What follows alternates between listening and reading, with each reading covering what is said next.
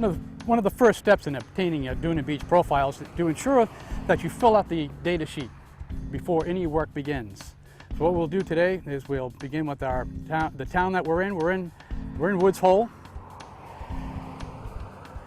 and we're at Surf Drive Beach.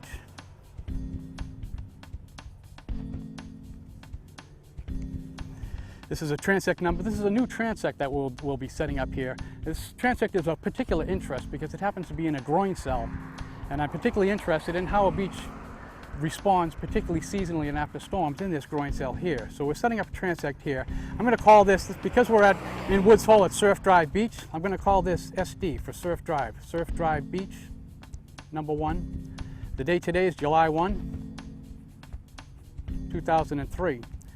It's myself here conducting the profile. It's important to write down who actually took the numbers so that if you have questions on the numbers, you can always come back to the site and talk to the individuals if you do have questions. So myself and my assistant, Sherry DeRosa from the Sea Grant program, will be helping record the numbers and take some of the taking some of the elevations. The very first step now, after we take the basic information about where we are, the date and so forth, we might want to write down what the wind conditions are and sort of what the weather conditions are. We'll put those in the remarks. It's relatively calm. It might be about 5-mile-per-hour winds, primarily out of the southeast. It's a very sunny day.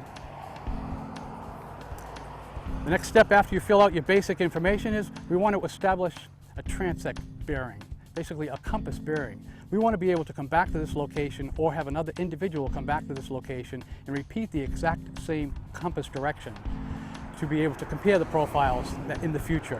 So the first thing we'll do, we're going to take a compass bearing on this transect here and establish our permanent monuments and our profile stakes. In establishing a compass bearing for our transect, what we want to do primarily is to try and establish a line, a compass bearing that is perpendicular to the trend of the shoreline. So what I'm going to do is I'm going to take a compass bearing as perpendicular as the shoreline as I can possibly get here now. One thing I neglected to mention initially is when doing any type of work in a dune area, be mindful of the fragility of the dune, particularly the dune vegetation. The dune vegetation is very fragile, particularly to foot traffic. It helps stabilize the dune, it helps trap wind-blown sands to create more volume of the dune, which obviously assists in establishing wildlife habitat, and also the more sand and material that you have in a dune will help to protect landward areas from storm damage and flood control. So be mindful of the vegetation and the fragility, and believe it or not, try to walk between the grass blades to preserve as much of the vegetation as possible. So in establishing the compass bearing, the transect bearing, I'm going to take a compass bearing as perpendicular as the waterline as I can possibly get. And when I set up the compass bearing, I'm going to have my assistant, Sherry DeRosa, and Tracy Crago from the Sea Grant program walk down along this compass bearing and put a stake in the waterline. That stake will allow us to stay on that exact compass bearing. When that's complete, then we're going to set up our profile monument on the landward side of the dune.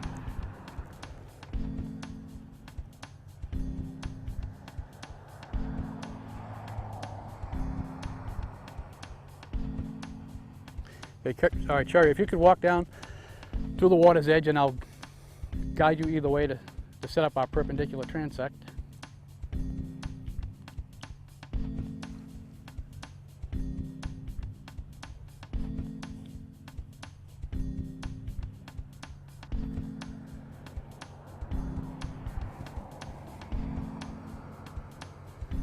Right there. Yes, go ahead and drive it in.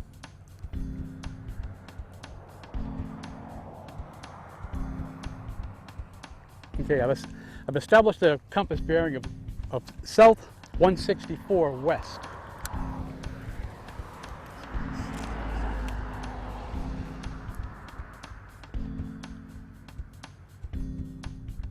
So our compass bearing perpendicular to the trend of the waterline at the present time is south 164 west. That's a compass bearing that's going to be followed on all subsequent transects that I or others may want to conduct. What I'm doing now is establishing what we call the profile stake. Now we've taken our compass bearing. I have 2 sticks lined up along the compass bearing. Now what I'm going to do is I'm going to put in what's known as the profile stake. This is actually a 10-foot copper pipe. I like to use 10-foot copper pipe for 2 reasons. One, it's a very small dune. If we were to lose the dune as a result of a storm, it would have to be pretty significant to remove 10 feet of volume of material. So what I'm going to do is I'm going to drive this pipe down approximately 9 feet and leave about 1 foot, approximately 1 foot of the copper pipe still standing. That will give me some security that the pipe will still be standing there following a storm. There is another permanent stake that we'll be installing at the end of this exercise on the other side of the road that we can use in the event we lose this profile stake. Now I'm installing the profile stake just on the landward side of the crest of the primary dune, or the fore dune, which is the dune closest to the ocean. So I'm going to install this profile stake just on the landward side of the primary dune when we can still see the horizon. To do the emery rod method of dune and beach profiling, we need to see the horizon to run along the transect. So I'm going to install the profile pipe now.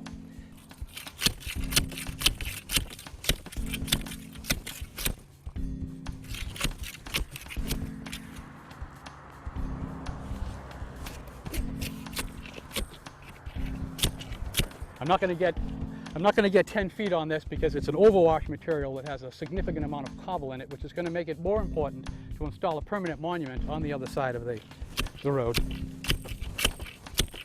It's important when you're selecting sites. You can do it a number of ways. You can do it based on different topographic changes that you see in the beach, or there may be beach features that you want to take. For example, we're in the middle of a groin cell here. I'm particularly interested in how the beach and dune is going to work, how they're going to respond to storm waves seasonally and during storms, because we're in a groin cell here. Some people will want to put the stakes in at particular lengths, certain intervals. Others will look for geographic features that they find interesting to measure. So we've got this pipe in about as far as it's going to go.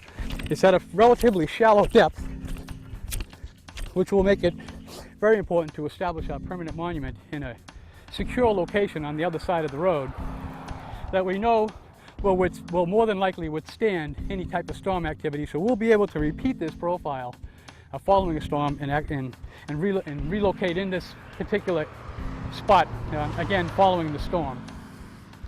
So I've gotten the profile pipe in as deep as I can get it by hand. I've got a fitting now that I got at a hardware store. It's basically a plumbing fitting that I'm going to put over the end of the copper pipe. I'm going to bang it in and get it as far as I possibly can is what's known as depth of refusal, basically getting the pipe in as deep as you can. It only penetrated several feet because of the overwash deposits in this particular dune. There's a lot of cobble in the dune itself. So I'm going to bang it in and get it down as deeply as I can to make it as secure as I possibly can.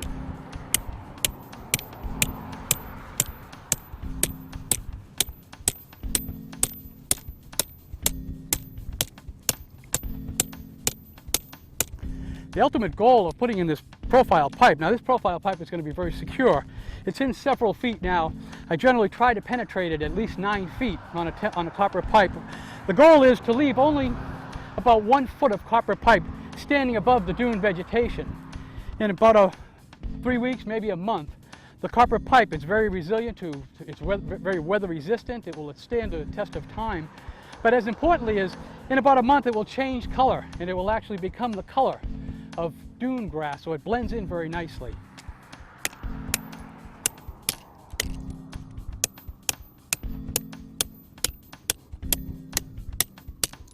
Well, this pipe's not going anywhere,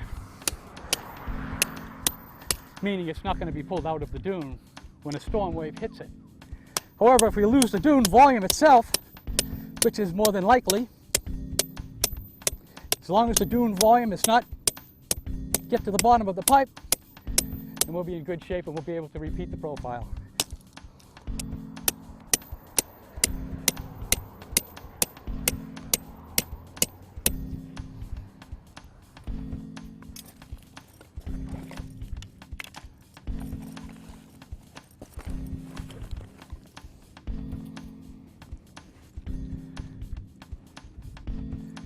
I'm going to mark off exactly 1 foot from the top of the pipe.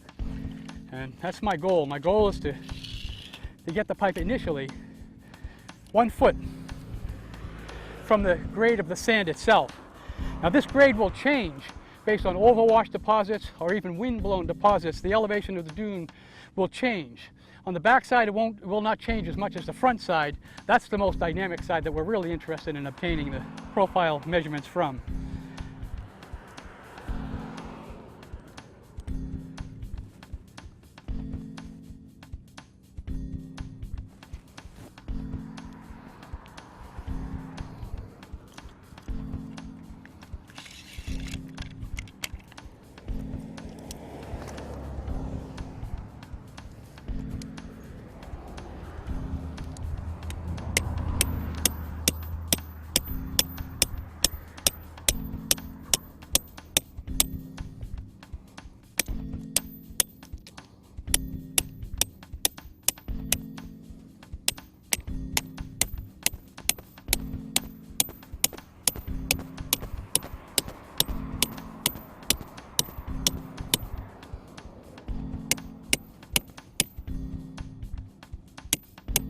Okay, I've driven the copper pipe in pretty much as far as it will go, pretty much the depth of refusal, and a little bit further because I used that small hand sledgehammer. And what I've done is I've marked the copper pipe before I got too far, exactly 1 foot down from the top of the pipe. I'm going to record that on my data sheet. Every time we come back to do this transect, the first thing you're going to do is measure the distance from the top of the pipe down to the sand surface, and that will be recorded. For example, if we had an overwash event, if waves overtop the dune and move some of this material here, it might cover half the pipe. So that you need to know what the sand surface elevation is in order to compare it to the transect that we'll be doing today. So next month when we come back to do our monthly profile here, the first thing we will do is measure from the top of the pipe down to the sand surface, and that will tell us the elevation change that has occurred at this pipe, and that will translate into elevation changes further down. So what I've done is the sand surface elevation to the top of the copper pipe is exactly 1 foot today. Now the fitting that I used to bang in this copper pipe is relatively important. It's a coupling device used by plumbers.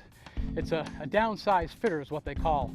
But this particular fitting here, which is a downsized fitting for a copper pipe, actually has a bevel on the inside, and when I bang the pipe, it actually closes the pipe in on itself. So there's no jagged edges on the top of the pipe. What I'll do now is I'll just put a cap on the top of the pipe. If there are any jagged edges at all, that will be a safety feature, and if anybody, in the event somebody did brush against it, which more than likely will not happen in this particular location, but we'll just put the cap on top.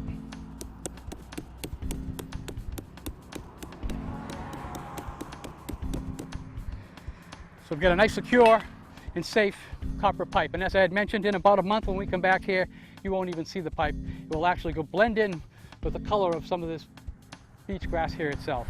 So we've established our profile stake. We know it's exactly 1 foot down from the top of the pipe.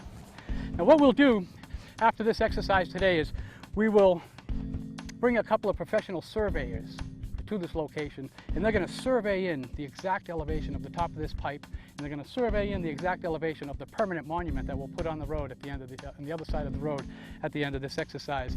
And that way we will have the exact elevations of the beach and the dune crest, the berm elevation, which we'll discuss, but we will have exact elevations. We'll be able to plot the different flood elevations as long as we know precisely what the exact elevation is of the top of this pipe. Now, if you were just doing a dune exercise for a classroom to teach people how to teach students the operation of GPS and how to take topographic surveys, you may not want to take the time to take a survey to elevate that in. You could come back, take this profile, come back next month and just look at the relative changes between the dunes. That's a valid exercise in and of itself, and a very educational exercise for students.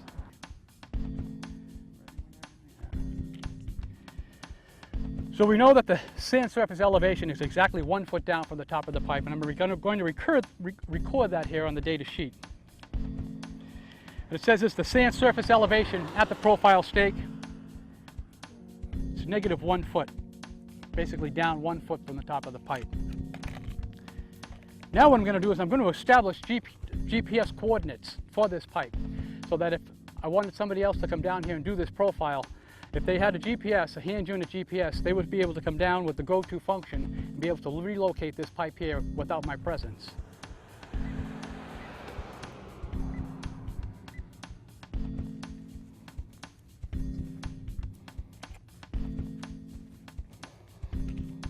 So we'll wait a minute while it keys in all the satellites.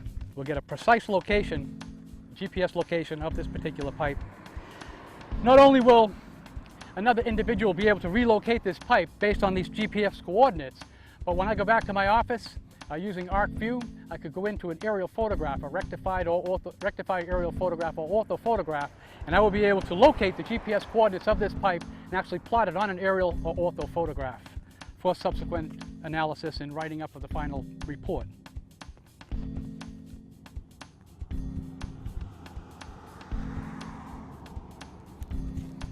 So the geographic coordinates of this profile pipe are 41 degrees, 32.296 minutes, 70 degrees, 38.098 minutes. So we've got our geographic coordinates.